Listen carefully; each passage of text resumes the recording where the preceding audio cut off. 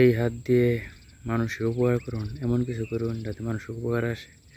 এই হাত দিয়ে কারো কখনো ক্ষতি করবেন না, যাতে অন্যের ক্ষতি হয়। এমন কিছু করে যান যাতে আপনার আখিরাতে এর ফল পান।